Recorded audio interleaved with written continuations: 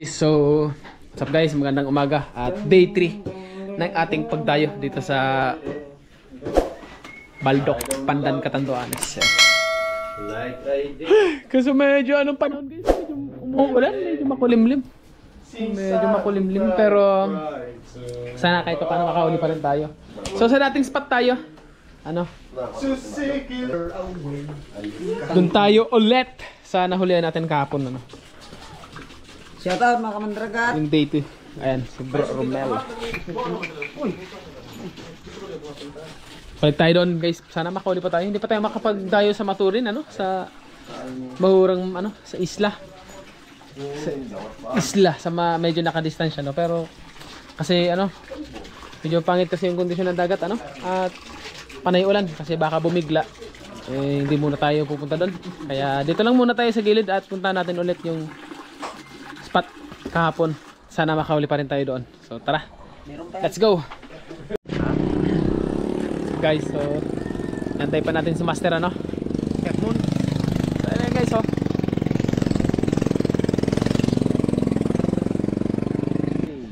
Pangatlong araw na pagdadive natin dito, no? So kahapon medyo okay yung huli natin. Bumenta tayo ng 3,000 plus. So okay na, goods, all goods. Okay na yun kahit pa paano.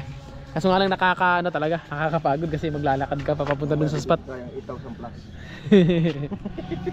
So tara, dyan na si master. Let's go. What's up guys? So malapit na tayo. Ito yung mga dinadaanan natin dito. Ano to? Short casting ba to, pre? O mamamana? Ganito kami nung nag-short casting eh. Ay, rock fishing. Pahinga muna tayo guys, konting oras. Hi. Ay. Tara, abante tayo. Ito guys, nakarating na tayo.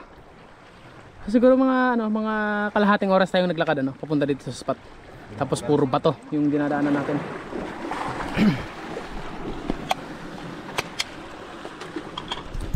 Ay. Grabe guys, nakakapagod talaga. Para sana yung resulta sa pagdadive, ano, sana maraming mahuli. Kahit paano mabawi yung pagod. So tara, at bago tayo magsimula guys, kung bago ka pa lamang sa ating YouTube channel, huwag po kalimutan mag-subscribe sa ating YouTube channel at i-click nyo na rin ang notification bell para ma-notify po kayo sa mga videos po nating i-upload. Ating Facebook account, so follow nyo rin po ako sa ating Facebook page. Ayan, let's go. Tara, let's go! Welcome back again mga kaspiro, at matapos nating baybayin at paglakbay doon sa mga batuhan ay dito nakarating na rin tayo sa spot. At habang nandito tayo sa kantil ay magload na tayo ng SU para kapag nag-drop tayo kung may dumaan na isda na good size ay papanain na natin guys. So kuridas mode tayo ngayon dahil medyo mahina ang isda sa spot na to, kaya samahan nyo kami guys. Let's go!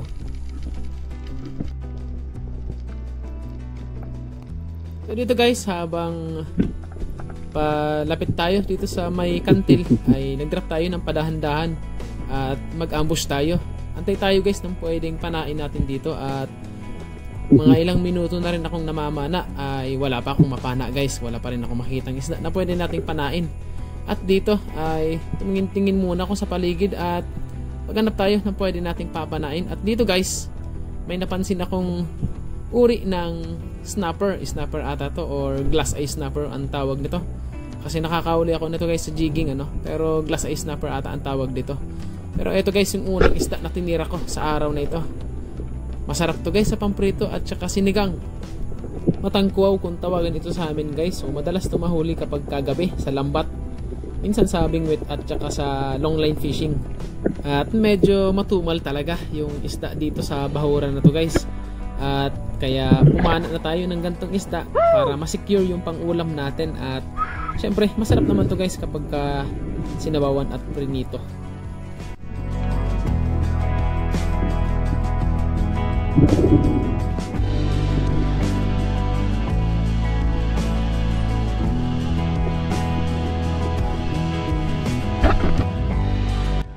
Makalipas guys ang ilang minuto at paghahanap namin guys na panibagong bahura, at dito kami napadpad sa tapat na ng baldok. At ito guys yung nakabukod na bahura dito sa area, at hindi to yung bahura na nahulihan natin ng dugsong malaki nung day 2 natin. So kanina dinaanan namin yun pero hindi kami nakakita ng isda doon. At dito ay nag-ambush tayo. So try natin dito. At may nakita kong isang mulmul kaya hindi ko na pinalagpas, tinira ko na. Ang kaso nga lang guys, medyo napababa yung tutok natin at nakatago sa shooting line. At ayun, napunit, sayang. Pangkilaw na sana yun guys. So bawi tayo sa panibagong dive at maghanap ulit tayo ng papanain natin. At habang pataas tayo sa surface, may jobfish guys na umaaligid dito sa baba. Kaya tinuro ko kay Brolito na may jobfish dito sa baba. At matagal niya na rin daw nakikita ang isdang ito. Kaso nga lang guys, medyo mailap at hindi lumalapit kaya hindi niya napapana. Kami, sa bataan. Kabuhi. Ayan, sumala ko noo. Ayan. At dito guys, habang nag-aayos tayo ng line sa pana natin, dito nakapana si Brolito ng isang uri ng lapu-lapu, high fin or lunar tail kung tawagin guys. Hindi ko alam kung anong tawag niyan sa inyo pero suno din ang tawag dito sa amin. Kaso nga lang guys, so, mahaba yung buntot niya. At dito guys, so nagpatulong si Brolito na i-recover yung isda at hinahatak niya yung line at nakasuot sa butas yung coral trout. Kaya ako na yung bumaba guys. Hindi naman ganun kalalim guys yung pinasukan niyang butas, gawa ng nahatak ni Brolito ang line. At mabuti na lang, madali lang yung pag-recover natin sa isdang to.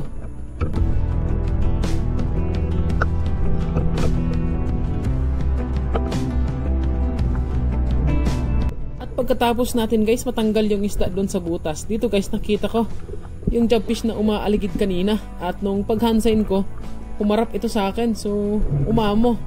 At dito nagstay muna ako dito sa ilalim at antayin natin guys na lumapit. Tapos nung papalapit na siya, sinalubong ko. At nang na-close natin guys yung gap, tinira ko na kagad. At ayun, sapul, tagos sa shooting line. Kanina ka pa kumukulit, ayun, nabigyan ka tuloy. So ayun na nga guys, no? So not recommended yung ginawa ko kanina, yung nag-recover tayo ng isda tapos nagstay pa tayo sa ilalim at pumana pa nga ng isda. So hindi ko mare-recommend yun guys. Kung wala namang dahilan yung pag-stay pa natin dun sa ilalim, mas mabuting bumalik na tayo sa surface. So wag nyo gagayahin yun guys, dahil ginawa ko naman yun guys dahil medyo sapat naman yung hangin natin at kaya pa nating mag-stay dun sa ilalim. So not recommended guys, kung lalo na mga malalalim yung spot na dinadive natin. Kung mababaw okay lang, basta palagi kayong magsama ng body guys para kahit papano may bantay kayo sa ibabaw at para maging safe ang bawat isa sa inyo.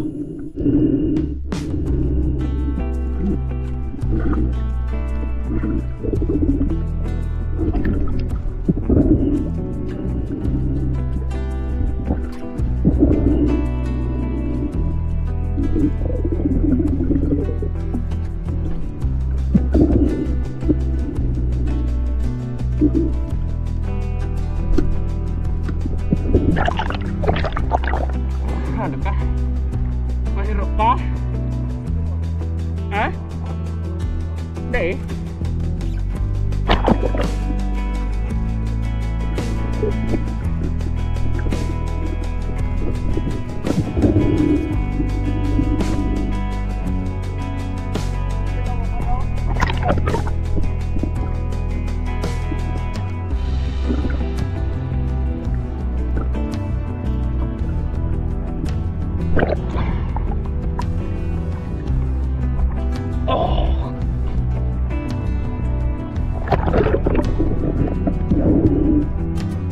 Dito naman guys ay nagpana si Master Hernan ng malaking mangrove snapper. At eto nga guys yung sinasabi ko sa inyo na dapat talaga may kabady kayo. At dito guys, nung nakikita kong nahihirapan na si Master sa pagbalik sa surface at ako na yung kumuha ng pana niya para makabuelo na siya at makabalik siya sa surface. Kaya laking tulong talaga ng may kabady tayo at sa lahat ng oras ng pag-dive natin may nakatingin sa atin sa baba para alam ang nangyayari sa atin doon sa ilalim. Medyo malalim din kasi guys ang spot na to. So nasa 18 meters to 20 ang lalim ng area na to. At nung napana ni Master ang mangrove snapper na to, pumasok pa ito sa butas at doon pa muntik ma-accidente si Master ay tinanggal niya yung mga nakasabit na line dun sa butas. At yun yung dahilan kung bakit napagod siya. Kaya wag nyong gagawin yun guys, wag nyong gagayahin yun. Napaka-risky ng ganung gawain. Pero buti na lang ay nakabalik si Master sa surface ng ligtas at safe.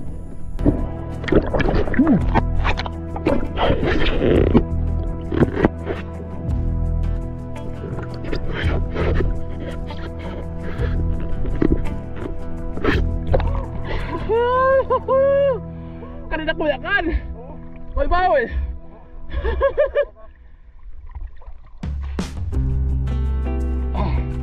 Laki.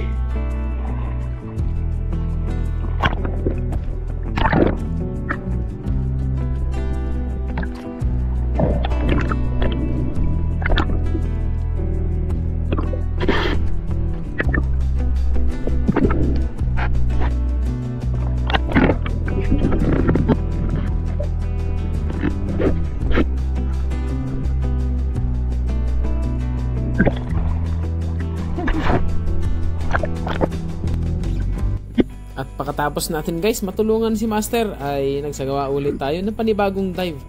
Dito lang guys sa tabi kung saan na huli ni Master yung mangrove snapper na malaki. At dito mag-ambush tayo at magantay kung anong isda ang dadating.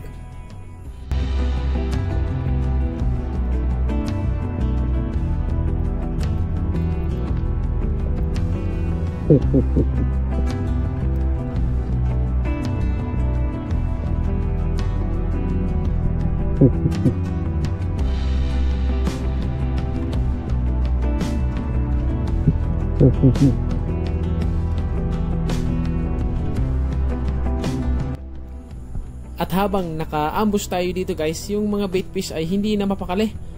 At dito guys, maya-maya lang, nung pagtingin ko sa harapan ko, may napakalaking GT na dumaan at hindi tumuloy. Hindi lumapit sa akin guys. So napakalaki sana. So makikita nyo dito guys. Kung makikita nyo, ayan, napakalaki. Hindi lang masyado maaninag dito kasi nga medyo malabo guys yung ilalim. So sa estimate ko siguro hindi na bababa sa 25 kilos yung nakikita kong mamsa. At dito guys, trinay ko pa sanang mag fish call kaso nga lang guys, hindi ko alam bakit natakot yung isda na yun.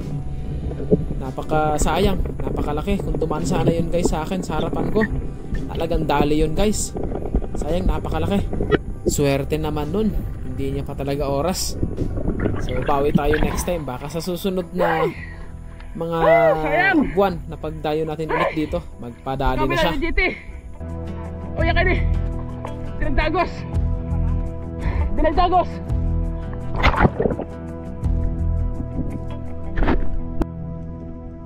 Pagkatapos natin guys makapag-recover ulit at makapag-ipon ulit ng sapat na hangin, ay nag-drop ako dito sa unahan kung saan ko siya nakita. At dito, nung pag-ambush natin dito guys, hindi na talaga bumalik yung napakalaking mamsa na yun. So sayang talaga. Shoutout nga po pala kay Strike TV, Father and Son Fishing TV, Gerald Toledo, Tumbaga Hunter TV ng Quezon Province, Danilo Adalim, Albert Tiokson, Pots Gabinete, Galicia, Oli Adventure from Toledo City, Cebu, at kay Redante Munoz. So maraming salamat sa inyo guys sa walang sawang pagsuporta at pagsubaybay sa aking channel. Maraming salamat po.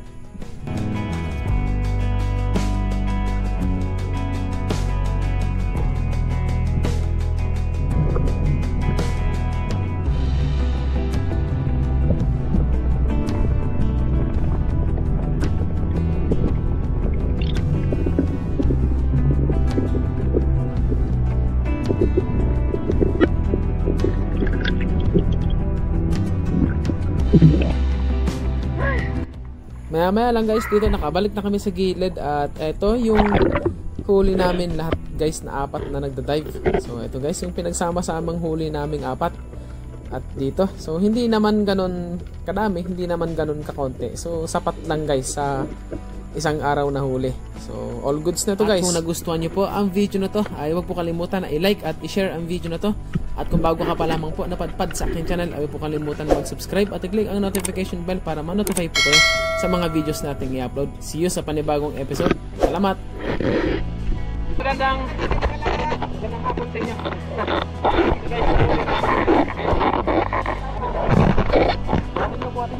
Buhatin mo nga, Mel. Wow!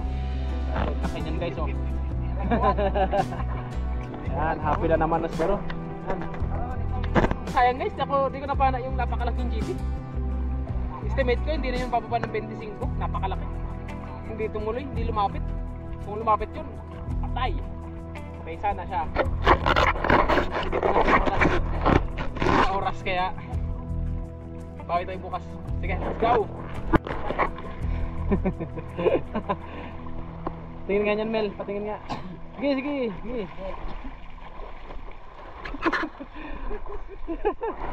Ayos ah. Ha?